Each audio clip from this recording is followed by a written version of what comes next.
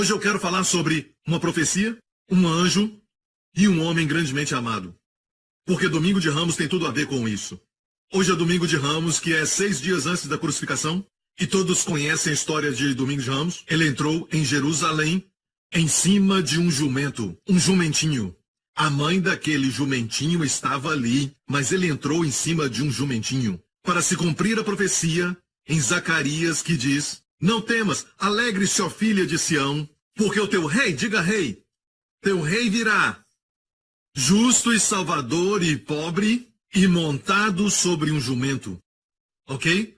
Quando ele vier de novo, na segunda vinda, nós veremos com ele, depois do arrebatamento, ele virá de novo e vai salvar a Israel, antes de Israel ser destruído. Ele virá e vai corrigir este mundo. Você está comigo? Aqui está a profecia de Daniel. Daniel foi chamado de homem grandemente amado mais de uma vez no Antigo Testamento. Certo? No Novo Testamento, João é chamado o discípulo a quem Jesus ama nos seus próprios livros.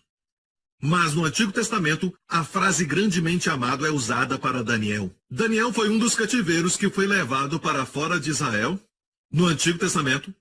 Isso aconteceu mais ou menos 600 ou 700 anos antes da vinda de Jesus no Novo Testamento. E a Bíblia nos diz que, naquela época, que antes deles serem levados para o cativeiro, Deus os avisava através do profeta Isaías, Jeremias: parem com a idolatria, parem de adorar a deuses feitos de pedras e de madeira, e voltem a adorar o Deus verdadeiro que tirou vocês da escravidão, que teve compaixão de vocês quando eram escravos, que tirou vocês de lá e salvou vocês e deu terra abundante, uma terra que mana leite e mel, e eles ainda recusaram. E finalmente Deus disse: basta. Deus trouxe os babilônios, o rei Nabucodonosor e os babilônios vieram, e Deus entregou o seu povo ao cativeiro. Por 70 anos, até aí sua misericórdia reinou. Foi só por 70 anos. Daniel foi um deles que foi para o cativeiro na época. E Daniel orou. No ano 70 ele começou a orar sobre o livramento que viria. E Deus enviou o anjo Gabriel. O anjo Gabriel é um anjo mensageiro, certo, de Deus. Em Daniel 9, estando eu, digo ainda, falando na oração, o homem Gabriel, que na verdade era um anjo, certo? Que eu tinha visto na minha visão ao princípio, veio voando rapidamente e tocou-me a hora do sacrifício da tarde. Então o anjo Gabriel veio em resposta à oração de Daniel e diz assim: ele me instruiu e falou comigo dizendo: Daniel, agora saí para fazer-te entender o sentido. No princípio das tuas súplicas saiu a ordem e eu vim para te declarar, porque és muito amado. Considera, pois, a palavra e entende a visão. 70 semanas estão determinadas sobre o teu povo e sobre a tua santa cidade. Agora para. Essas 70 semanas não tem nada a ver com 70 semanas de dias. São semanas proféticas. Na terminologia das profecias judaicas, uma semana é 7 anos. Então, 70 semanas. 70 vezes 7 anos é o quê? 490 anos, entendeu? Então tem 490 anos na profecia de Daniel, que tem a ver com a época de Jesus até chegar nos nossos tempos. E até o futuro, quando o anticristo vier. Então 490 anos é para o povo judeu e Jerusalém cessar a transgressão, e para dar fim aos pecados, e para expiar a iniquidade, e trazer a justiça eterna, e selar a visão e a profecia, e para ungir o Santíssimo. Coisas maravilhosas, amém? Não são coisas incríveis? O próximo verso diz: quando vai começar? Quando essas semanas vão começar? Sabe e entende, desde a saída da ordem para restaurar e para edificar Jerusalém, até o Messias, o príncipe, devemos entender. Quando Daniel recebeu essa profecia, Jerusalém estava em ruínas, porque os babilônios vieram, certo? Destruíram o templo, levaram os cativos, não é? Estava em ruínas. Então, o anjo estava dizendo: seriam 490 anos para o povo judeu, dentro desse tempo profético, certo? E para Jerusalém. Mas perceba quando isso ia começar. Uma ordem seria dada. Certo? Deus disse que ele ouviria uma ordem. Por falar nisso, Daniel ficou ali durante muitos anos no reinado de Nabucodonosor da Babilônia, e depois vieram os Medo-Persas, certo? E o rei da Pérsia, Medo-Persa, cujo nome nós conhecemos na Bíblia como homem chamado de Artaxerxes. Certo? Este era o seu nome, e ele fez um decreto no seu 20º ano de reinado para restaurar Jerusalém. Agora, aí começa o relógio profético. E sabemos quando ele deu essa ordem, encontramos em Neemias e Esdras, a ordem que saiu, e também até mesmo a data é conhecida, o dia é conhecido, também o mês é conhecido, sabemos do ano. Então, podemos contar daquele ano, da ordem para restaurar Jerusalém até o Messias, o príncipe Jesus que veio. Haverão 7 semanas e 62 semanas. Ok, igreja? Use uma calculadora na mente. Certo? O mundo está olhando porque somos bons matemáticos. Rapidamente. Vamos lá? 62 vezes 7 é o quê? 483 anos, certo? Estou certo? Ok, sem perder tempo, é 483 anos. Está faltando 7 anos. Uma semana. Uma semana profética faltando, certo? Faz de conta que você entendeu, balança sua cabeça. Depois você pega o CD e escuta de novo. Certo? Porque sabemos que a ordem saiu de Artaxerxes, rei da Pérsia, o dia, o mês e o ano. Exatamente 483 anos nos traz ao mesmo dia, no mesmo dia que Jesus montou num jumento e entrou em Jerusalém, mostrando para Israel que ele era o rei, o Messias, o príncipe. Foi uma declaração pública naquele mesmo dia. Está me ouvindo, igreja? Glória a Deus seja toda glória e louvor. Então o anjo Gabriel veio em resposta à oração de Daniel e diz assim, ele me instruiu e falou comigo dizendo, Daniel, agora saí para fazer-te entender o sentido. No princípio das tuas súplicas saiu a ordem e eu vim para te declarar, porque és muito amado. Considera, pois, a palavra e entende a visão. 70 semanas estão determinadas sobre o teu povo e sobre a tua santa cidade. Agora para. Essas 70 semanas não tem nada a ver com 70 semanas de dias. São semanas proféticas. Na terminologia das profecias judaicas, uma semana é 7 anos. Lembra da história de Jacó que se apaixonou por Raquel e acabou se casando com a irmã de Raquel, Lia, certo? Muito antes das novelas, isso já estava na Bíblia. Lembra disso? E o pai delas, que se chamava Labão, o pai das duas, disse para Jacó, se você quer casar com Raquel, você deve cumprir a semana dela. A semana dela, 7 anos. E o próximo verso diz, Jacó serviu 7 anos por Raquel. Então, uma semana profética. São 7 anos e não 7 dias, ok? Lembre-se disso. Então, quando aquele anjo veio, o anjo Gabriel veio a Daniel e disse, 70 semanas estão determinadas para o teu povo, não era para o povo chinês, o povo americano ou o povo brasileiro, mas estava falando do povo judeu, ok? Teu povo e tua santa cidade. Era Jerusalém, não era Londres, Rio ou Nova York. Certo? É Jerusalém, então mantenha essa profecia neste lugar. Então, 70 semanas. 70 vezes 7 anos é o quê? 490 anos, entendeu? Então tem 490 anos na profecia de Daniel, que tem a ver com a época de Jesus até chegar nos nossos tempos. E até o futuro, quando o anticristo vier. Mas não estaremos aqui. Certo? Se você quer ficar, tudo bem. Ok? Tem gente lutando para poder ficar por aqui, eu não entendo isso. Para ver o anticristo e tirar um selfie com ele, eu não sei. O fato é que alguns estão brigando por causa disso. Então, 490 anos. 70 vezes 7, 490 anos. Então, 490 anos é para o povo judeu em Jerusalém cessar a transgressão e para dar fim aos pecados e para expiar a iniquidade e trazer a justiça eterna e selar a visão e a profecia e para ungir o Santíssimo. Coisas maravilhosas, amém? Não são coisas incríveis? O próximo verso diz, quando vai começar? Quando essas semanas vão começar? Sabe e entende, desde a saída da ordem para restaurar e para edificar Jerusalém, até o Messias, o príncipe, devemos entender. Quando Daniel recebeu essa profecia, Jerusalém estava em ruínas, porque os babilônios vieram, certo? Destruíram o templo, levaram os cativos, não é? Estava em ruínas. Então, o anjo estava dizendo, seriam 490 anos para o povo judeu, dentro desse tempo profético, certo? E para Jerusalém. Mas perceba quando isso ia começar. Uma ordem seria dada. Certo, Deus disse que ele ouviria uma ordem por falar nisso. Daniel ficou ali durante muitos anos no reinado de Nabucodonosor da Babilônia e depois vieram os Medo-Persas. Certo? E o rei da Pérsia, Medo-Persa, cujo nome nós conhecemos na Bíblia como homem chamado de Artaxerxes, certo? Este era o seu nome, e ele fez um decreto no seu 20º ano de reinado para restaurar Jerusalém. Agora, aí começa o relógio profético. E sabemos quando ele deu essa ordem, encontramos em Neemias e Esdras a ordem que saiu, e também até mesmo a data é conhecida, o dia é conhecido, também o mês é conhecido, sabemos do ano. Então, podemos contar daquele ano, da ordem para restaurar Jerusalém até o Messias, o príncipe Jesus que veio. Haverão 7 semanas e 62 semanas. Ok, igreja? Use uma calculadora na mente. Certo? O mundo está olhando porque somos bons matemáticos. Rapidamente. Vamos lá?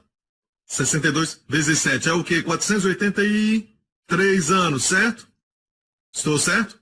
Ok, sem perder tempo, é 483 anos. Haverão 7 semanas e 62 semanas, que são 483 anos. Ou seja, da ordem para restaurar Jerusalém, da época de Esther, do rei da Pérsia, até chegar à época de Jesus, quando veio e se tornou um homem. Não falando do seu nascimento, eu vou mostrar mais para frente que está falando de um evento muito importante. São exatamente 483 anos do dia que aconteceu. Uau!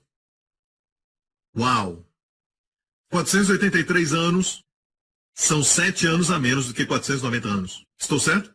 Estão faltando 7 anos. O que houve? Os 7 anos são 7 anos de tribulação no livro do Apocalipse. É o futuro, está no futuro. Não é o nosso futuro. Nós não estaremos aqui durante os 7 anos de tribulação. O pior vai acontecer nos últimos 3 anos e meio. Mas vai ter uma anarquia muito grande no mundo e vai ter muito caos e muita guerra, fome e novos tipos de vírus. E eles vão buscar um ditador para unir as nações. Primeiro ele vai aparentar ser um homem brilhante, um homem erudito, de muito entendimento e também um grande político. E primeiro ele vai mostrar essa face, mas depois ele vai se revelar como anticristo. Se levantando contra Deus. Se fazendo como Deus. Então essa é a grande tribulação, mas veja isso. Até Jesus voltar, da ordem de reconstruir Jerusalém, até Jesus voltar de novo, são 483 anos. Estão faltando 7 anos. Uma semana. Uma semana profética faltando, certo? Faz de conta que você entendeu, balança sua cabeça.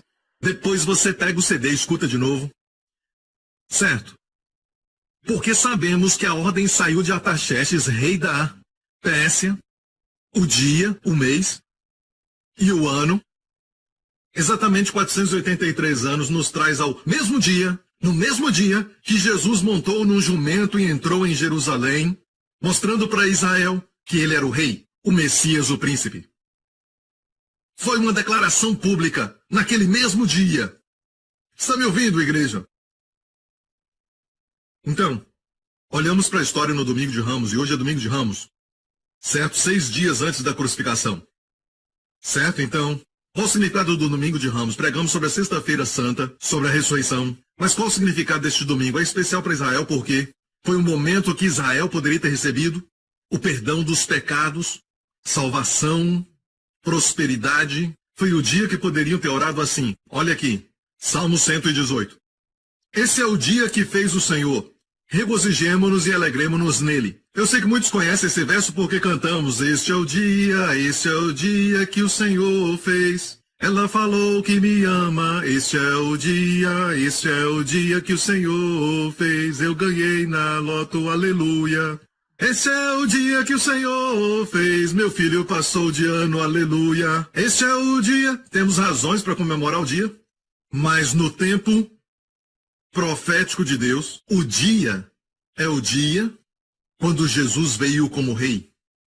Porque quando ele é rei, igreja, não há mais enfermidade. A lepra vai sair. Aleijados serão curados. E pularão, saltarão, como servo. Não haverá mais tristeza. Todas as lágrimas ele enxugará. Vai haver prosperidade e abundância na terra. Que dia será? Esse é o dia que o Senhor fez. Deus não queria que o homem se entristecesse. Quando Deus fez o homem, ele não queria que o homem envelhecesse, nem menos morresse. A Bíblia chama a morte de inimiga. E por que vemos tudo isso? Por que vemos isso? Por causa do pecado. O homem pecou contra Deus. Você não pode escolher, e você diz: eu escolho o que eu quero, Deus me fez com livre arbítrio. Mas não pode escolher as consequências dos seus atos. Não pode dizer, eu escolho colocar o meu dedo no fogo, mas eu não escolho ser queimado. Desculpa. Quando você coloca o dedo no fogo, escolheu ser queimado. Ou então diz, eu escolho ser queimado, mas não escolho dor. Me desculpa, se escolheu ser queimado, escolheu dor. Entendeu? Tem coisas que não dá para escolher. Precisamos aprender isso. Culpamos tanto a Deus pelas consequências das nossas ações. Sabe, se pararmos de tentar culpar a Deus, e se começarmos a pensar no seu amor por nós, que enviou seu filho para morrer pelos nossos pecados, e culparmos a nós mesmos, e até no nosso casamento, se nós culparmos a nós mesmos, em vez de culparmos os nossos cônjuges, milagres e mais milagres. O céu virá à terra. Ela vai se apaixonar por você outra vez, e até o seu rosto vai ficar mais bonito. Ela vai esquecer de todo mundo e pensar só em você.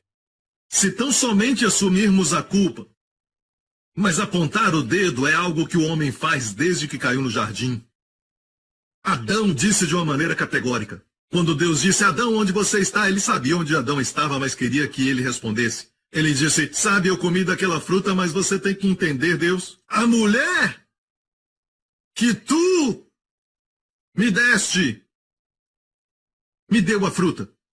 E eu comi, Senhor. A mulher que tu me deste. E o fato é que os homens gostam de apontar dedos, culpamos todo mundo menos a nós mesmos, e se pararmos com isso, só por um pouco, e dissermos, a culpa é minha. Certo? Talvez eu a culpe por tomar essa decisão errada, quando na verdade eu dei a ela autoridade para tomar todas as decisões porque eu estava com preguiça para tomar decisões. Agora ela comete um erro e eu a estou culpando por ter decidido sobre aquilo que eu mesmo não decidi. Talvez você faz isso.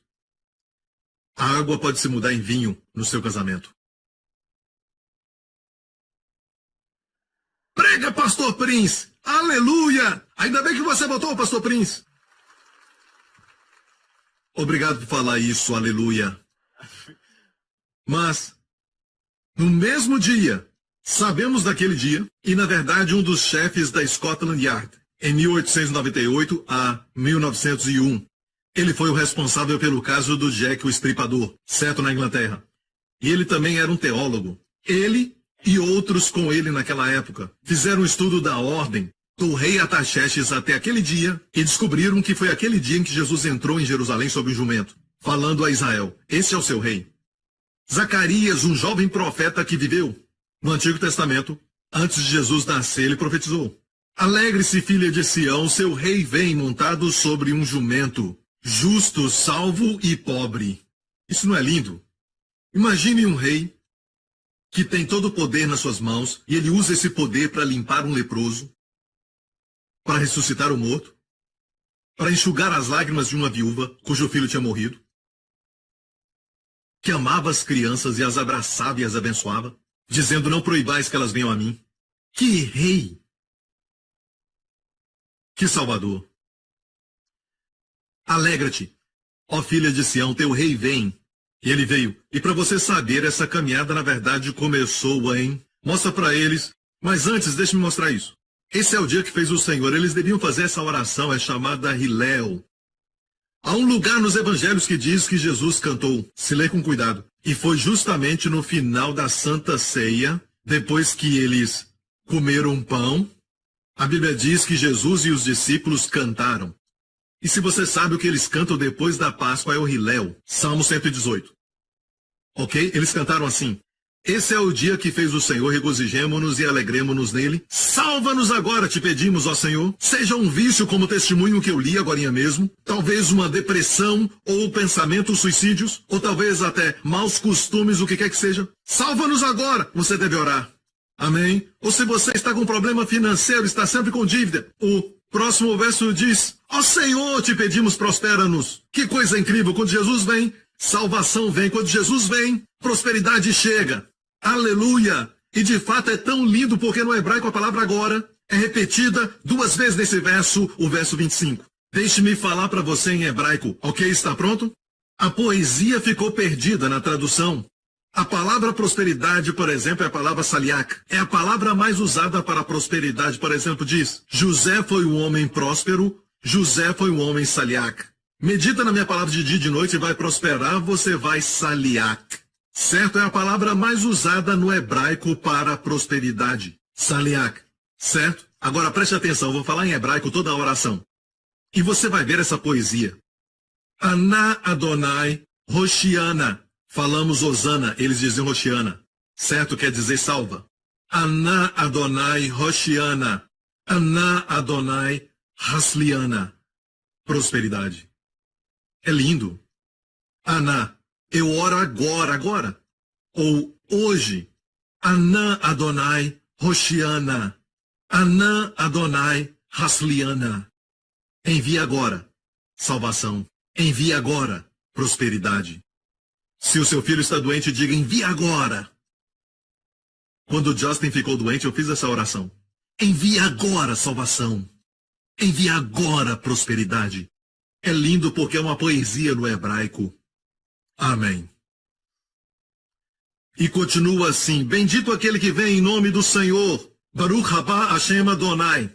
Essas são as palavras que eles clamaram quando Jesus entrou em Jerusalém. Vamos ver a história. Não se esqueça que essa frase, bendito que vem em nome do Senhor, vem logo depois de envia agora a salvação, envia agora a prosperidade. Vamos voltar à história de quando Jesus entrou em Jerusalém. As crianças começaram, bendito que vem em nome do Senhor, mas eram crianças. Os fariseus disseram: repreenda essas crianças. E Jesus disse: se eles se calarem, as pedras clamarão. As pedras tinham um coração mais macio do que os fariseus. Não conseguiram ver o Messias, o rei. E Jesus disse sobre as crianças: vocês não leram? E ele se referia ao Salmos 8, verso 2. Você não leu que da boca das crianças e da boca dos que mamam vem o perfeito louvor? Mas se olharmos o salmo que ele se referiu, diz: Deus ordenou força para parar o inimigo e para calar o vingador. Ou seja, quando crianças adoram a Deus e usam palavras como Aná Adonai Hoshiana, Baruch haba Hashem Adonai, bendito que vem em nome do Senhor. Quando usam palavras como essa, o inimigo é paralisado. Ele não pode se mover na sua vida. Às vezes não sabemos como devemos orar. Às vezes não sabemos o que devemos fazer. Seu filho está doente. A situação está cada vez pior. O que fazer? Faz a oração do Salmo 118. Diga: dê graças ao Senhor porque Ele é bom. Sua misericórdia dura para sempre. Mas nada está melhorando. Dê graças ao Senhor porque Ele é bom. Sua misericórdia dura para sempre. Parece que o diabo está ganhando. Dê graças ao Senhor porque Ele é bom. Sua misericórdia dura para sempre. Essas são palavras das canções que o rei Josafá colocou na boca dos soldados, e quando eles chegaram ao campo da batalha, os inimigos tinham se aniquilado, e eles passaram os próximos dias coletando despojos que o inimigo tinha deixado. Aleluia! É como começa o Salmo 118, dê graça ao Senhor porque Ele é bom. Por que dá graça? Porque Ele é bom. Porque a sua Hassed, que quer dizer graça, dura para sempre. Rodula Adonai Kitov, Kiolan Hasdon. Dê graças ao Senhor porque Ele é bom. Sua misericórdia dura para sempre. Aleluia! Você não se alegra que aqui falamos da graça o tempo todo? Sua Hassed o tempo todo? Pastor Príncipe prega na Hassed para sempre. Amém? Olha isso. Foram as crianças. Mas Pastor Príncipe tinha muita gente clamando. Os adultos também. Bendito que vem, eu concordo. Mas sabe quem era? Os 4 evangelhos registram a entrada triunfal. O evangelho de João diz que as pessoas que clamaram, além dos discípulos, eram as pessoas que tinham crido nele depois de ressuscitar Lázaro dos mortos. Não muito antes ele ressuscitou Lázaro dos mortos e as pessoas acreditaram. Mas como um todo, a nação toda o rejeitou. Vamos continuar lendo, ok? Você vai ser abençoado. Aperte o seu cinto.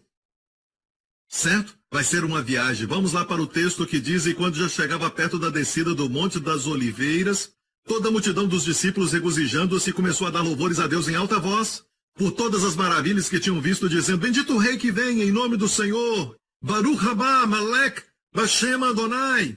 Paz no céu e glória nas alturas. Eu não tenho tempo para falar porque que não é paz na terra, como quando ele nasceu. Mas aqui é paz no céu e glória nas alturas. É uma outra mensagem. E esse tipo de mensagem precisa de um culto inteiro. Ok, então, verso 39. E disseram-lhe de entre a multidão alguns dos fariseus: Mestre, repreende os teus discípulos. E respondendo ele, disse-lhes: Digo-vos que se estes se calarem, as pedras clamarão. Olha bem, tudo começou com um pequeno jumento. E por falar nisso, eu fui lá o ano passado e vi pela primeira vez o lugar onde o jumentinho estava. Ok? Isso está no Evangelho de Marcos. E logo que se aproximaram de Jerusalém, eles não tinham entrado ainda lá, eles estavam perto de Betfagé e de Betânia. Betfagé e Betânia são perto uma da outra, do Monte das Oliveiras, dá para descer para Betânia. É um lugar muito lindo, não dá nem para começar a falar como o lugar é lindo. Eu tenho algumas fotos de lá, os meus pastores e líderes estavam lá. Você foi, Gabriel? É um lugar lindo, jardim de orquídeas, tem um jardim. Eu amo aquele ambiente. Eu tenho a mensagem que eu preguei perto de Betânia, e por falar nisso, Betânia era para Jesus a sua segunda casa. Não dá mais para ir para a cidade de Betânia, é dos palestinos. Mas ainda dá para ver o caminho que Jesus tomava. É muito lindo, certo? Jesus subiu para o céu de Betânia, desceu o Monte das Oliveiras e ele foi até chegar em Betânia e depois subiu. Ele amava Betânia, era onde estava a casa da família que ele amava, Lázaro e suas irmãs, Marta e Maria. Era uma casa simples, mas era a segunda casa de Jesus. Eram pessoas que sabiam quem ele era, o amavam. Amém. E toda vez que ele não ficava em Jerusalém, ele ia para o Monte das Oliveiras e depois Betânia. E aqui ele estava em Betânia, perto de Betfagé, junto do Monte das Oliveiras, enviou 2 dos seus discípulos e disse-lhes: Ide à aldeia que está defronte de vós. Eu já parei lá e olhei para o outro lado, e eu vi a cidade. E logo que ali entrardes, encontrareis preso um jumentinho, sobre o qual ainda não montou homem algum, soltai-o e trazei-mo. E se alguém vos disser por quê fazeis isso, diz-lhe que o Senhor precisa dele, logo o deixará trazer para aqui. E foram e encontraram o jumentinho, preso fora da porta. Quando ele voltar pela segunda vez, não será um jumento que ele vai montar, mas um cavalo branco. Amém? E foram e encontraram o jumentinho preso fora da porta, entre 2 caminhos. Entre 2 caminhos. E o soltaram. Eu vou mostrar para vocês o vídeo, ok? Vejam isso. Os 2 caminhos. Isto que você está vendo com a torre lá em cima, Monte das Oliveiras. Ok? Jesus desceu do Monte das Oliveiras e ele chegou até Betânia, Betfagé. E olhando mais adiante, você vai ver os 2 caminhos. Ok? Certo. Dá um zoom até aquela doma verde. Ali estão 2 caminhos. A estrada ainda está lá. Você vê uma moto passando ali e tem uma bifurcação na estrada.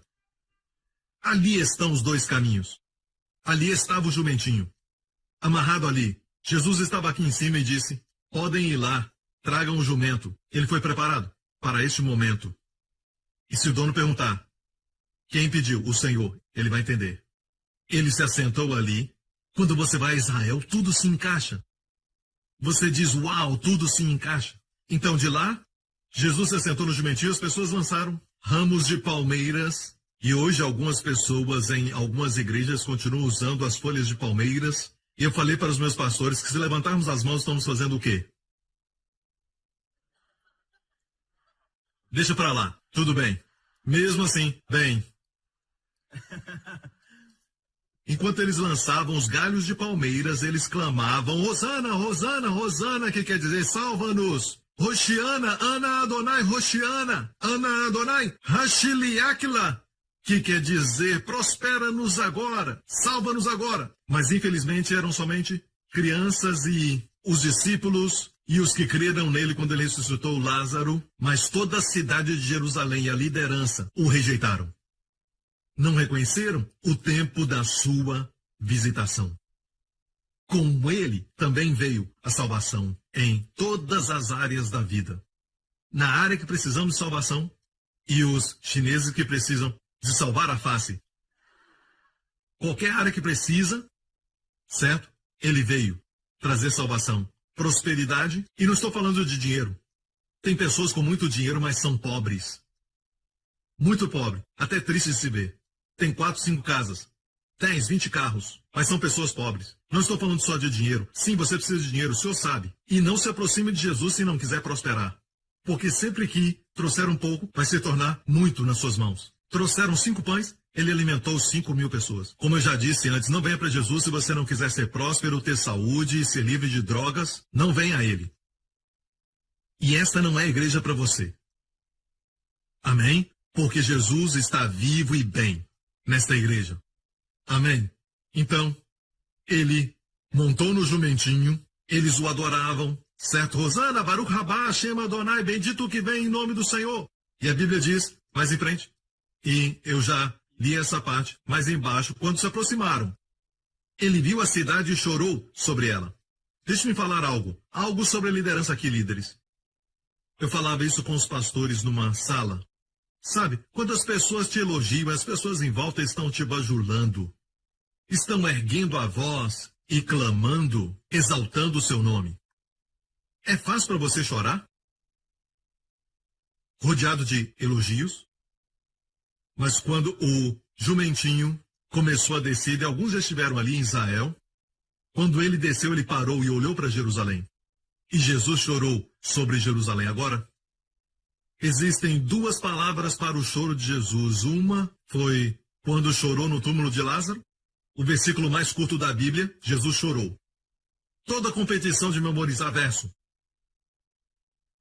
Na escola dominical, quando alguém perguntava, quem pode falar um verso de memória?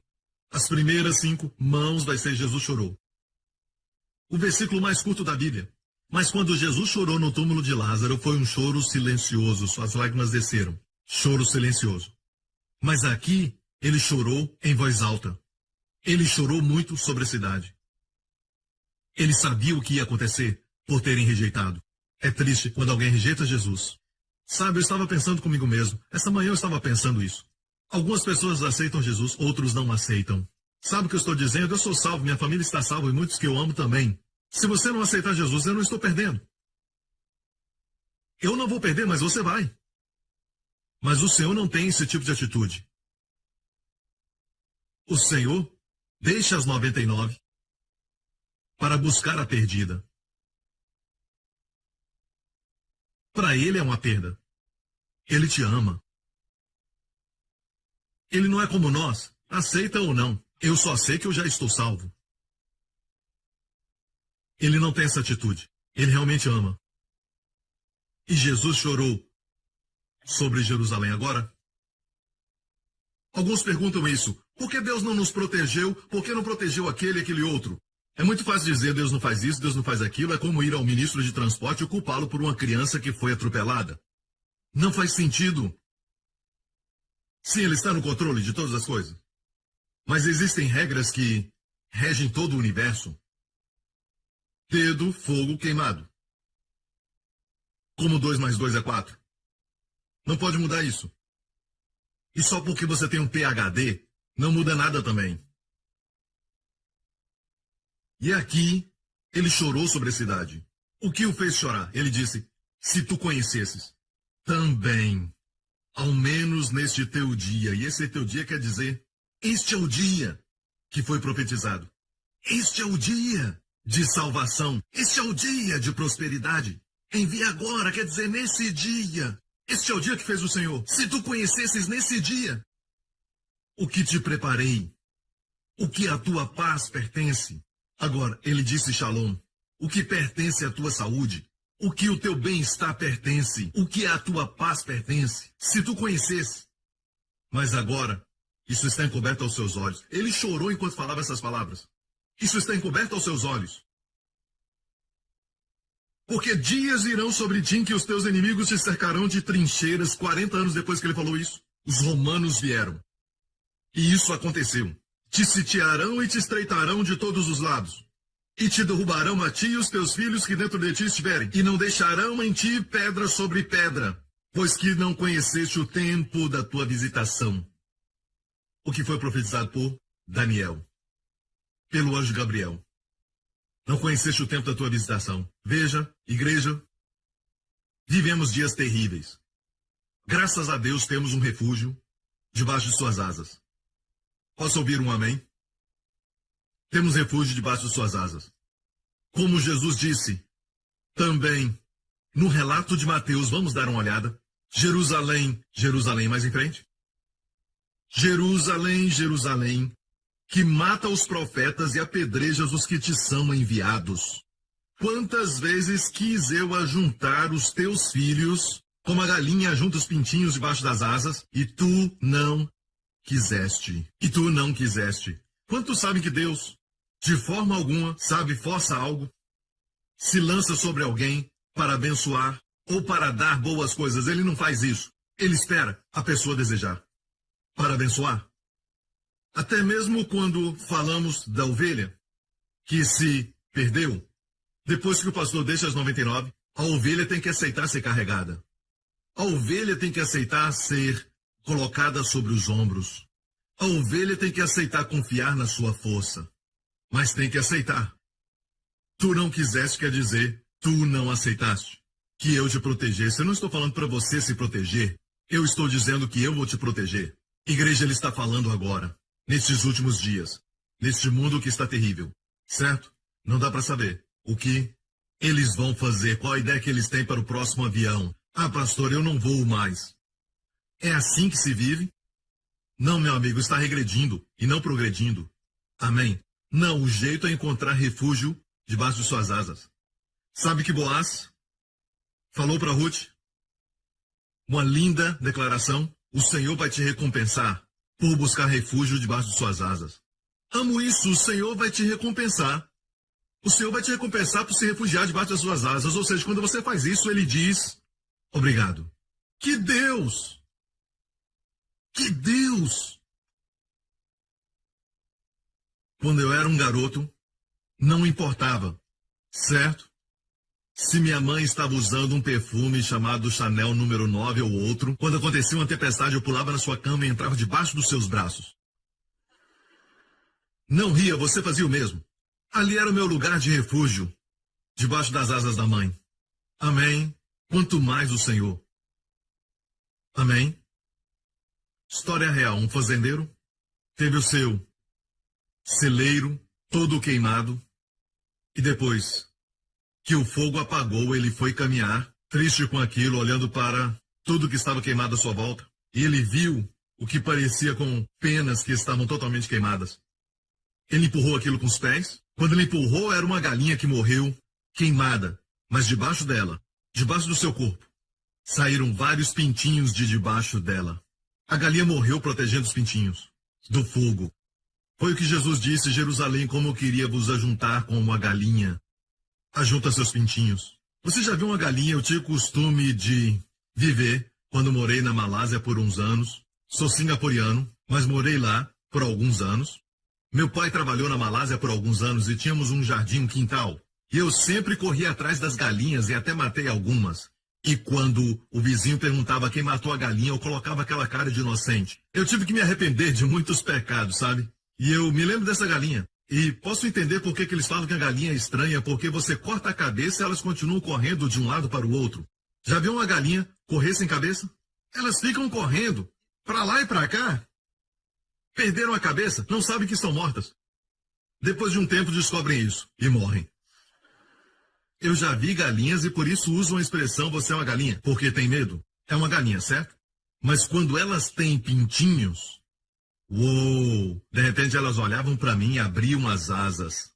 E corriam atrás de mim e eu começava a chorar. Certo? Quando tem pintinhos, elas não têm mais medo, eu te digo isso. Jesus disse como eu queria vos ajuntar como a galinha. Ele falou, galinha, ajunta seus pintinhos sob suas asas para proteção. Mas tu não quiseste. Mantenha isso em mente. Todo mundo que diz por que Deus, por que Deus, por que Deus, por que Deus, dá para eles esse verso. 40 anos depois disso, aconteceu o que Jesus falou. Vamos voltar para Lucas. Não deixarão em ti os romanos, não deixarão em ti pedra sobre pedra, pois não conheceste o tempo da tua visitação. Agora, quando vamos a Israel, o lugar onde estava o templo, não há nenhuma pedra lá. As pedras que você vê lá, certo? A mesquita e tudo mais, não é da época do templo. As pedras do templo estão debaixo. Onde eles oram no muro, não é o templo, mas é o muro do templo. As pedras do templo não estão mais lá em cima. Não ficou nenhuma pedra sobre pedra. O que Jesus falou aconteceu. O que é interessante é isso. No ano 70 da Era Moderna, depois que ele profetizou, há mais ou menos 40 anos antes disso acontecer. Ele disse, por que não quiseste, isso vai acontecer. Certo? E não só isso, mas eu creio que ele viu o holocausto. É o povo escolhido de Deus, sim. O diabo os odeia, mas eles não têm proteção. E Jesus chorou, com soluços e voz alta, sobre Israel. Agora, no ano 70, um general romano chamado Tito. Ele era filho do imperador romano, Vespásio. Mais tarde, quando Vespásio morreu, o general Tito, que conquistou Jerusalém, se tornou imperador Tito. Mas quando Tito era um general na época, ele era filho do imperador, ele deu ordem aos soldados, e como sabemos disso, por causa do historiador Joséfo, que escreveu isso. E ele disse que o general Tito deu ordem aos soldados, que não era para destruir o templo propriamente. Está me ouvindo? Certo? Matem se eles resistirem. Certo? Se não resistirem, prendam a todos. Ninguém pode escapar. Destruam tudo, menos o templo. Mas o que aconteceu é que no topo do templo haviam peças de ouro. Então, quando jogaram fogo no lugar, começou a queimar e o ouro começou a derreter. Quando derreteu, entrou nas rachaduras, nas laterais das pedras. E os soldados se enlouqueceram quando viram o ouro derretido, certo? E começaram a revirar as pedras do templo, cumprindo o que Jesus disse, não ficará pedra sobre pedra. Agora pense nisso, esses dois homens. Um era o filho do imperador de Roma, o homem mais poderoso na época. O outro era o filho de Deus, o Deus Altíssimo. Certo? General Tito deu ordem aos homens. Não destruam o templo. O Filho de Deus disse, não ficará pedra sobre pedra. Quando tudo aconteceu, qual palavra prevaleceu? De Jesus. E eu te digo isso, ele falou que vai acontecer. Nos últimos dias, nações contra nações. Certo? Todo tipo de pestilências. Pior do que ebola vai acontecer. Certo? Mas antes disso acontecer, ele virá para nós. Eu disse, ele virá para nós. Levante sua cabeça, ele disse. A sua redenção do seu corpo se aproxima. Você vai ter um corpo que não vai cansar, que nunca vai dormir enquanto o pastor estiver pregando. Amém? Nunca vai cansar. Amém? Nunca vai dormir quando a sua sogra estiver falando com você no céu. Amém? Um corpo que não vai sentir dor, não vai se cansar. Um corpo que não fica doente. Um corpo que não envelhece. Um corpo que não pode morrer. Essa é a redenção. Levante a cabeça, ele disse. Quando vê o mundo em trevas, sua redenção se aproxima. O arrebatamento vai acontecer antes de tudo isso, ok? Você está comigo? Já estou quase terminando. Então, olhamos os relatos diferentes da mesma história. E entrando no templo, começou a expulsar. Depois que Jesus desceu do jumentinho, a primeira coisa que fez foi limpar o templo. Expulsou todos que vendiam e compravam. Vamos para o relato de Mateus. Ok? Quero te mostrar uma coisa. E entrou Jesus no templo de Deus, expulsou todos que vendiam e compravam no templo e derribou as mesas dos cambistas e as cadeiras dos que vendiam pombas. Agora, por que ele fez isso? Ok? Número 1. Você tem que entender. Eles tinham uma mesa para os cambistas. Nada errado se você é um cambista. Mas o que faziam era isso. Quando as pessoas vinham da Galileia, ou então do norte, ou de diferentes partes de Israel, eles diziam, o seu dinheiro não vale nada aqui. Faziam suas próprias regras. Você tem que trocar pelo dinheiro do templo. Certo? E quando trocavam, você sabe o que faziam? Enganavam o povo. E olha o que diz aqui também. As cadeiras dos que vendiam pombas. Não a cadeira dos que vendiam carneiros, ou ovelhas, ou bois. Por quê? Os ricos, quando queriam mostrar a oferta para Deus, certo? Compravam bois. Os de classe média compravam ovelhas. Os pobres, Deus disse, até os pobres podem participar, mostrando mais um tipo de Cristo. Todos os animais domésticos, Deus não disse traga um lobo. Certo? Porque um lobo não tipifica o seu filho. Isso não é lindo? Tinha que ser um boi que trabalha muito, uma ovelha, certo? Um animal manso, paciente, humilde. E Deus disse, se o pobre não pode trazer algo, pode trazer um par de aves, um par de pombas. E naqueles dias, até mesmo as crianças já sabiam pegar pássaros. Eles não compravam, mas no templo eles estavam vendendo. Ou seja, quando alguém trazia um pombo ou uma pomba, eles diziam, não, está com uma mancha, você tem que comprar o nosso. Você entendeu? Eles estavam roubando do povo. E Jesus entrou. Em outro relato, a Bíblia diz que ele fez um chicote e expulsou todos eles. Deixa-me falar isso. Ele sozinho expulsou todos os cambistas, homens com dinheiro, não importa se eram judeus, chineses, indianos, americanos, separar aqueles homens do dinheiro, sozinho, quando haviam muitos deles ali. Não é esse tipo de homem. Vocês querem me seguir? Você entende? Ele era um homem de verdade, ele derrubou as mesas e expulsou todos eles. E ele disse, para eles está escrito, a minha casa será chamada casa de oração, mas a transformastes em covil de ladrões. Um covil de ladrões, ele disse. Agora ouço, algumas pessoas têm um conceito errado e dizem, não pode vender nada na igreja. Veja se você é contra o capitalismo e diz, devemos dar tudo. O Häagen-Dazs devia dar tudo. McDonald's devia dar tudo. Se essas companhias dessem tudo, no final, todo mundo ia ficar com fome. Você entende? José, e olha que eu estou ensinando tudo isso de graça. Ok? José, quando Deus o deu sabedoria, certo, sobre a fome que viria, ele se preparou para a fome. Se preparou. O único que tinha comida era José. E o que ele fez? Ele não disse, ah, que coitado, seus pobres fazendeiros. É uma época de fome e vocês não têm comida, então eu vou dar comida para vocês. Ele não fez isso, ele vendeu para eles. Compraram com dinheiro. E no outro ano o dinheiro acabou, eles vieram e disseram, não temos mais dinheiro. Ele disse, me dá o seu gado. Eles deram o gado, certo? José fez o Egito ficar rico. Fez o seu chefe ficar rico. Porque vendeu. Vieram no outro ano e falaram, não temos mais gado, você pegou nosso gado. E ele disse, vocês se tornaram servos de Faraó? Disseram, ok, então tem comida. E depois eles voltaram, não tem mais comida. Não temos nada, você pegou tudo. Ele disse, eu vou ensinar para vocês como negociar. Ele pegou sementes e deu a eles, semeiem isso. E 1/5 pertence a Faraó. E todos eles falaram, você nos salvou. Agora o que José fez é chamado capitalismo. Na verdade, gera emprego. Se Häagen-Dazs dá tudo de graça, sabe, sorvete de graça, totalmente de graça.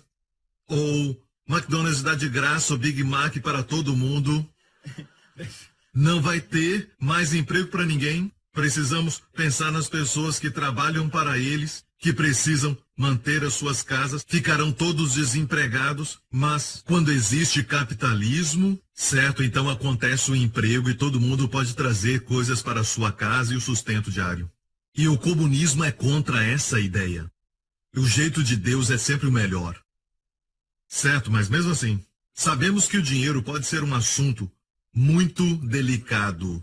Certo? Eu odeio isso. Quando eu vejo as pessoas usando a religião ou o nome de Jesus, certo? Só pelo desejo de fazer dinheiro. Certo?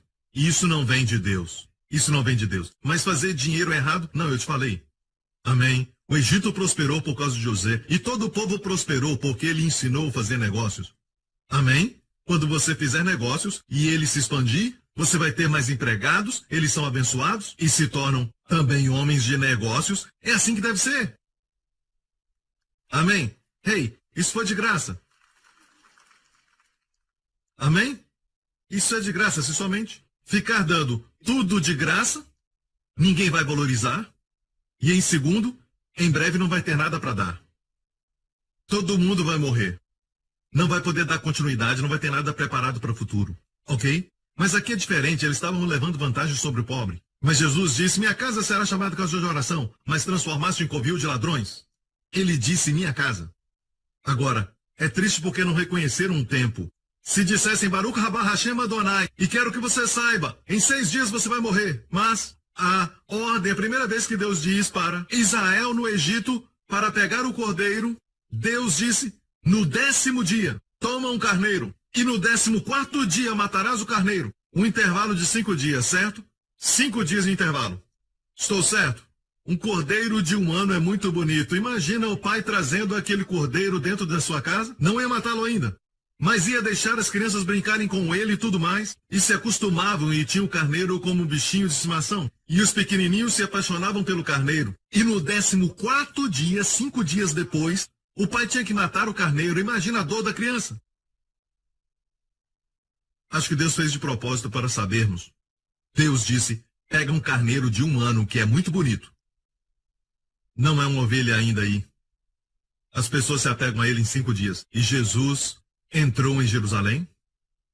Por 5 dias, os saduceus o examinaram, os fariseus o examinaram. Os escribas e doutores o examinaram. Os herodianos foram a ele e examinaram o Cordeiro de Deus. Os herodianos disseram, devemos nós pagar tributos a César? Eles eram os políticos daquela época. Devemos nós pagar tributos a César? Jesus disse, me dá uma moeda. Estavam tentando pegá-lo. Se Jesus falasse não, iam denunciá-lo. Se falasse paguem, eles iam falar para os judeus, ei, ele é a favor de Roma.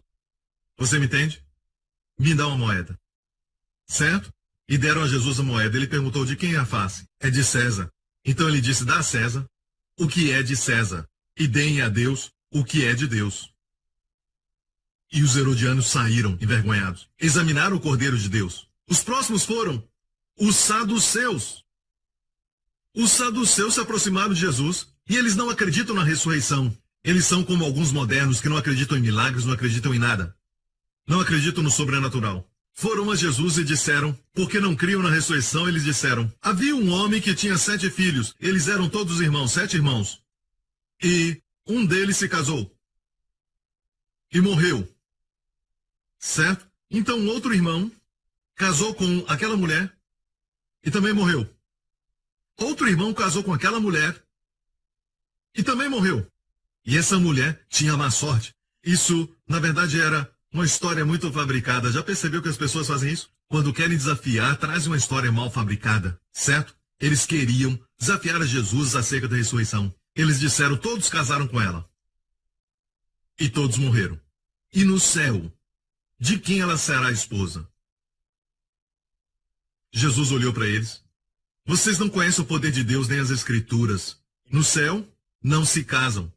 Ele disse que não se casam, não se dão em casamento. Ok, mas antes de entrar em pânico, certo? Confia em mim. As alegrias do céu são bem maiores que não temos como entender, mas não se esqueça, tudo que temos hoje, que somos hoje, até a comida que comemos, é dada por Deus. Deus não vai tirar algo que é bom e te dar o ruim, mas Ele sempre tira o ruim para nos dar o melhor. Saiba disso. Então ele respondeu a pergunta e os saduceus foram embora, bem chateados, porque descobriram que há ressurreição, depois de tudo. E então os fariseus vieram e eles disseram, haha, está bem. Os herodianos falam muito, nós sabemos disso, e os saduceus. Os fariseus acreditam na ressurreição e eles se aproximaram de Jesus, mas não o aceitaram. E disseram para ele isso. Bem, sabe, deixa eu mostrar isso e nós já vamos terminar. Estando reunidos os fariseus, interrogaram a Jesus. Eles foram a Jesus, primeiramente, e o perguntaram, qual o maior dos mandamentos? E você sabe disso, o maior dos mandamentos é amarás o Senhor teu Deus acima de todas as coisas. Quando respondeu, ficaram atônitos. Era a resposta certa. Então, enquanto saíam, Jesus disse, espere. O cordeiro estava sendo examinado. Jesus disse, o que vocês pensam sobre o Messias, o Cristo? De quem ele é filho? Disseram, filho de Davi? E Jesus disse-lhe eles, falando aos fariseus, como é que então Davi em espírito lhe chama Senhor? Dizendo, disse o Senhor ao meu Senhor, assenta-te à minha direita, até que eu ponha os teus inimigos por escabelos dos teus pés. Ele está citando o Salmo 110. Quando Davi, debaixo da unção, disse, o Senhor disse ao meu Senhor, e perdemos com a tradução, mas eu vou te dar o hebraico, ok? O Yahvé, o Senhor, disse para o meu Adoni, meu Senhor, como Senhor pequeno, como Senhor, sabe sim, meu Senhor. Mas Yahvé, o grande Senhor, Yahvé disse para o meu Senhor, assenta-te à minha direita, até que eu ponha os teus inimigos por escabelo dos teus pés. Se Davi o chama Davi chama Jesus Adoni, meu Senhor, como pode ser seu filho? Porque queriam colocar Jesus abaixo de Davi. E ninguém podia responder-lhe uma palavra, nem desde aquele dia ousou mais alguém interrogá-lo. O cordeiro foi examinado no templo, examinaram todas as partes e descobriram no final que não havia mancha. Mas ele fez algo a mais. Vamos voltar para o relato de Mateus depois de limpar o templo Ele disse, minha casa será chamada casa de oração, eu já vou terminar, verso 14. E foram ter com ele no templo cegos e coxos. Depois de limpar o templo, sabe por que ele o limpou? Para que os pobres, os cegos, os coxos pudessem entrar. E ele curou a todos. Eu quero te falar uma coisa, assim como as pessoas o adoravam, e ele não se enchia com isso. A mesma coisa, quando estava irado, e não tem problema ficar irado, quando estamos irados, é por causa de razões egoístas. Mas quando Deus se ira é por causa do amor. Sua ira não é egoísta. Mas nós ficamos irados por quê? Porque ele tem isso e não eu. Quando temos ciúmes é por causa de nós. Quando Deus tem ciúme é porque você está sendo seduzido, está sendo prejudicado e até enganado. Você entende? Alguns dizem, nós não podemos ficar irados, mas a Bíblia diz em Efésios, irai-vos. Quando ver injustiça, fique irado. Mas a Bíblia continua dizendo, irai-vos e não pequeis. Precisamos de líderes que saibam irar contra a injustiça. Amém? Ok? Mas na sua ira, depois de limpar o templo, é incrível a beleza de Jesus e o seu grande amor, depois de ter expulsado os cambistas com um chicote na sua mão. Cegos e coxos vieram. Obviamente alguém os trouxe. Jogou fora o chicote. E os curou. Eu te falo isso, se eu estiver irado e você vier a mim, pastor, ore por mim. Ah, sai pra lá, rapaz, nada vai fluir. Peço o pastor Lawrence para orar. Hoje não vai fluir, não vai fluir. Você culpa os outros. Devia ter vindo mais cedo, estava fluindo. Eu estava no meu devocional e algumas pessoas me perturbaram. Tiraram o fluir. Logo depois de ficar irado, o filho vem então diz, ore para mim porque eu tenho testes amanhã. Peço a sua mãe para orar. Porque não estamos fluindo. Jesus é incrível, jogou fora o chicote. E o cego veio, ele abriu seus olhos. Ele os curou. Vou falar algo rapidamente, ok? Que 1000 anos antes disso, quando Davi entrou em Jerusalém, os jebuseus controlavam Jerusalém e zombavam de Davi. Disseram, Davi, você não pode tomar a cidade. Os nossos cegos e coxos vão te matar. Os nossos cegos e coxos vão te parar. Vamos para a história rapidamente. E partiu o rei com seus homens a Jerusalém contra os jebuseus, que habitavam naquela terra, e falaram a Davi, dizendo, não entrarás aqui, pois os cegos e os coxos te repelirão. Porém, Davi tomou a fortaleza de Sião. Davi tomou. Mas Davi colocou algo no seu coração. Ele ficou irado contra os cegos e os coxos, porque foi a palavra que falaram contra ele. Até os coxos e os cegos te repelirão. Próximo verso. Porque Davi disse naquele dia, qualquer que feriu os jebuseus, suba ao canal. Por falar nisso, ainda está lá. Quando vai a Israel, peça para levarem você a cidade de Davi até o canal onde Joabe subiu. Ainda está lá. Eles descobriram. Certo? A história diz, porque Davi disse naquele dia, qualquer que ferir aos jebuseus, suba ao canal, fira os jebuseus, e fira aos coxos e aos cegos a quem a alma de Davi odeia. Por isso se diz, nem cego nem coxo entrará nesta casa. Joabe foi o primeiro a subir e se tornou capitão. Mas olha essa frase, os coxos e cegos a quem a alma de Davi odeia.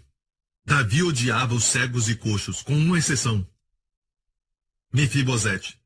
Porque Mefibosete era filho de Jonatas, seu melhor amigo. E fizeram aliança então. É uma outra mensagem da graça. E como o rei Davi trouxe Mefibosete, que era aleijado, para comer sempre à sua mesa. Mas, quando comparamos, Davi, o grande filho de Davi, Jesus sempre excede. Jesus curou os cegos e coxos. Na verdade, se você puder ver, não fiz por querer. Nós éramos cegos antes de Jesus e éramos coxos. Cegos porque não conhecíamos Jesus. Sabe? Ah, eu não creio que tem lua, eu não creio que tem estrelas, eu não creio que tem sol, eu não acredito em nenhum de vocês. Se você acredita ou não, não muda as estrelas que brilham à noite. Certo? Porque você é cego. A não ser que alguém venha de fora e tenha misericórdia. Ficará perdido na cegueira. Imagine ficar cego por um dia. Não abra os seus olhos. Não vai poder ver novela. Certo? Imagine. Não dá nem para imaginar o sofrimento. Imagine os coxos. Não podiam andar na direção de Jesus. Um dia eu fui à frente e aceitei Jesus como se nós tivéssemos feito isso. Se Deus não tivesse te atraído, você não viria à frente. Se ele não tivesse aberto os seus olhos, você não estaria na igreja. Não, eu vim para te examinar, pastor Prince, para ver que tipo de líder notório de uma seita você é. E depois eu fui salvo. Até esse pensamento de me checar foi dado para você por Deus. Era a única forma de te atrair. Deus faz com que na ira o homem louve a ele. Amém? Então, os nossos olhos foram abertos e andamos até ele. Igreja, fomos salvos pela graça. Nós vemos porque ele abriu os nossos olhos, senão não poderíamos ver. Mas ainda olhamos para as pessoas e as criticamos. Por que cristãos criticam pecadores que agem como tais? Por que criticar um bêbado que age como um bêbado porque ele age como um bêbado porque ele é um bêbado? Um pecador age como tal porque ele é um pecador. Para que ficar levantando bandeiras e dizer que somos contra isso e contra aquilo? Pregue o evangelho, pelo amor de Deus. Pregue as boas novas. E Jesus finalmente disse nesse último verso, ok? Voltamos a Mateus 23, vamos terminar. Jerusalém, Jerusalém, quantas vezes quis te ajuntar, mas não quiseste. Veja, a última parte. Tua casa não é mais minha casa. Alguns dias atrás, quando entrou, ele disse, não façam da casa do meu pai minha casa uma casa de covil de ladrões, lembra? Era a sua casa, mas por causa da rejeição, porque o rejeitaram. Agora é o quê? Tua casa. Te falo isso, se Deus não tivesse saído, os romanos não iam entrar naquele templo. Você entende? Não era mais casa de Deus. Tua casa ficará desolada. Porque eu vos digo, não me vereis mais, até que digais, bendito o que vem em nome do Senhor, a oração do Salmo 118. Ou seja, um dia Israel vai estar debaixo de tanta pressão. Eles vão clamar, Baruch haba Hashem Adonai, e vão ver Jesus e vão fazer essa oração. E então verão a sua face. Daquele dia até hoje, não viram a sua face. Você entende? Quero te contar uma história. No ano passado, eu tinha um segurança que me acompanhava quando eu fui em Israel por causa do meu rosto. Então, eu percebi e estava comigo. Ano passado, Gabriel, sim, pastor Lawrence e outros pastores. Tínhamos esse segurança e ele estava muito deprimido, muito deprimido. Estava muito quieto, muito deprimido, com um olhar muito triste. E até, olhando, dava para ver que ele estava muito deprimido. E eu tentei conversar com ele nos primeiros dias. Somente sim, não, esse tipo de coisa. Não era casado, vivia sozinho, longe do pai, da mãe e sempre sozinho. Mas me acompanhava e escutava. E porque ele escutava enquanto eu pregava, em vez de usar cruz, eu usava slave, que é hebraico para cruz. Eu uso termos hebraicos de vez em quando falo aos pastores, e ele sempre estava ouvindo. Onde eu ia, eu ensinava e ele escutava. Eu observei, com o passar dos dias, as trevas saíram. E pude ver mais e mais a luz, brilhando. E nós estávamos no Rio Jordão, lembra disso? No Rio Jordão, estávamos lá falando com os pastores, ele levantou sua mão. Ele era um segurança e disse, posso falar algo? Eu disse sim. Ele disse, eu quero falar isso.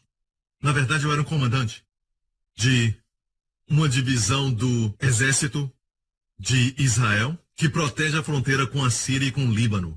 Ele era um comandante. Ele disse que em 2006, um incidente famoso, em 2006 o Hezbollah lançou foguetes para dentro de Israel, passando a fronteira do lado de Israel, e havia uma caminhonete que estava passando, jogaram nela e mataram 3 soldados dentro daquela caminhonete. 3 soldados israelitas. Não somente isso, mas entraram em Israel, pegaram 2 soldados jovens e prenderam. E os levaram para o outro lado. E assim começou a Segunda Guerra contra o Líbano, que durou alguns anos até 2008. Ele disse, eu era o comandante daqueles jovens. Ele disse, eu não consigo me perdoar.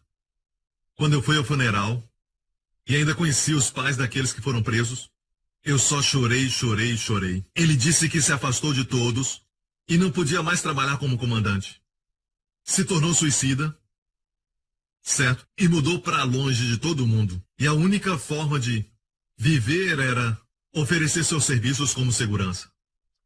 E ele disse que, nessas últimas semanas, te acompanhando e te escutando, ele me disse, é como se um grande peso fosse tirado de mim.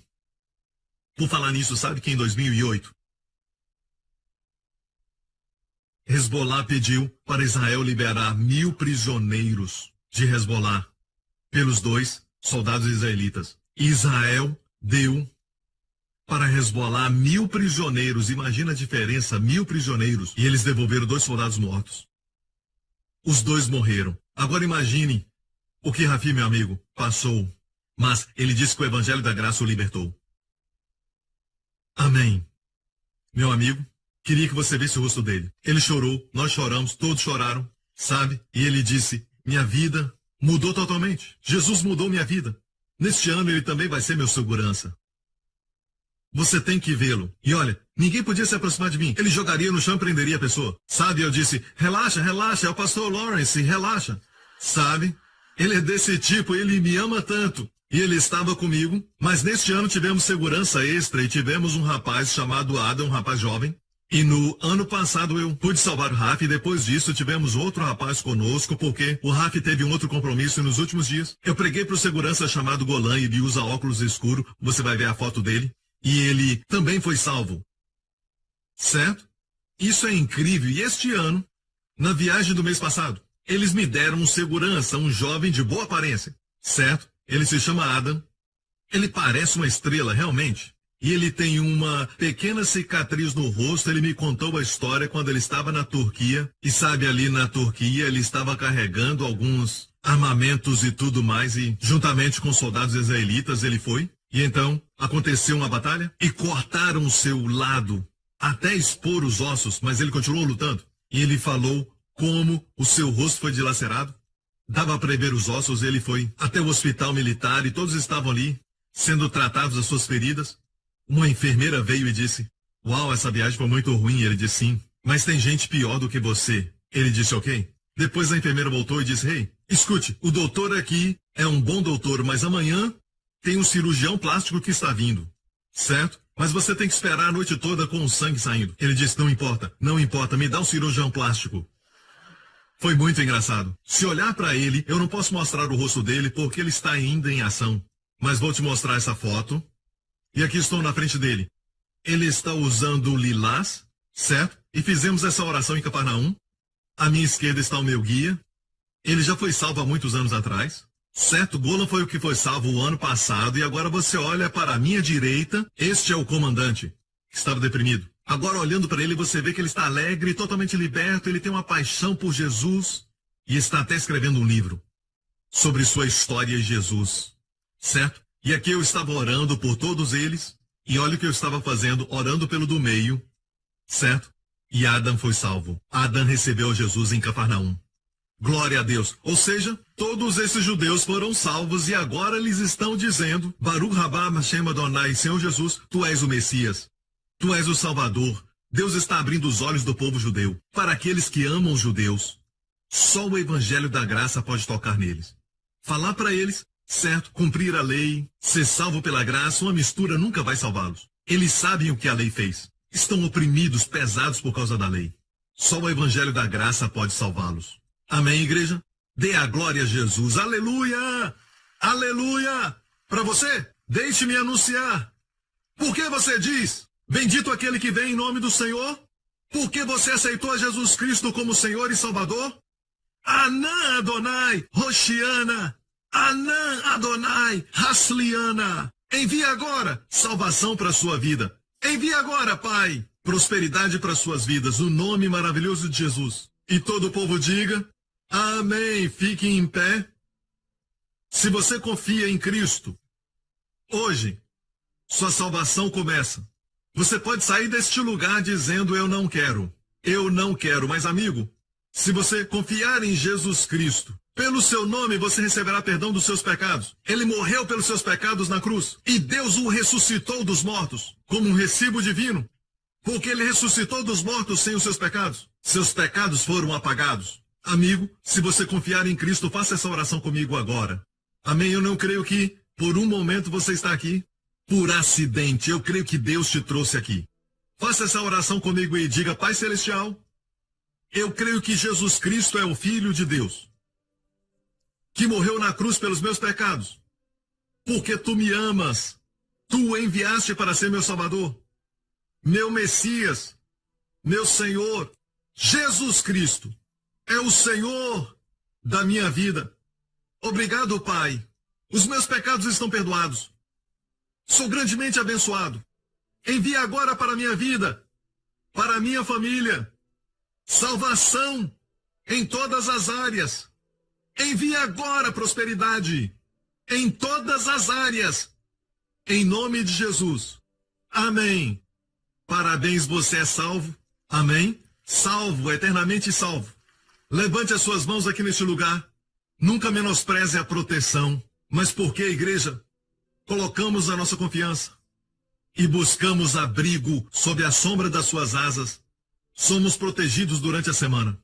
Não importa o quanto espertos somos, precisamos do Senhor para nos colocar no lugar certo na hora certa. Que nessa semana o Senhor abençoe você e a sua família com as bênçãos do Pai Abraão. Que o Senhor te abençoe com um caráter maravilhoso, com uma personalidade tal que as pessoas verão força, mas ainda mansidão, dignidade e realeza, mas ainda humildade. Eles verão o fruto do Espírito, mas também o poder e os dons do Espírito. Que você seja como Jesus em tudo o que fizer e prospere em todos os caminhos. Que o Senhor levante o seu rosto sobre ti e seja favorável a ti. Que você ande no favor sobrenatural de Deus aonde você for. Que o Senhor levante o seu rosto sobre você e sobre os seus amados. E conceda a você e aos seus sua maravilhosa shalom, saúde e paz. Em o nome do Senhor Jesus Cristo. Amém. Deus te abençoe. Nos vemos outra vez. Baruch haba Bashem Adonai. Deus te abençoe. Obrigado por sintonizar no programa de hoje. Esperamos que tenha sido uma bênção para a sua vida. Para mais informações sobre o programa da Igreja New Creation, acesse o site ncctv.org.sg. Lá você poderá se inscrever para receber um devocional diário do pastor Joseph Prince. Seja incentivado e fortalecido todos os dias e saiba o quanto Deus lhe ama através desses devocionais. Acreditamos que seu dízimo pertence à igreja que você frequenta e oramos para que você seja grandemente abençoado, altamente favorecido e profundamente amado.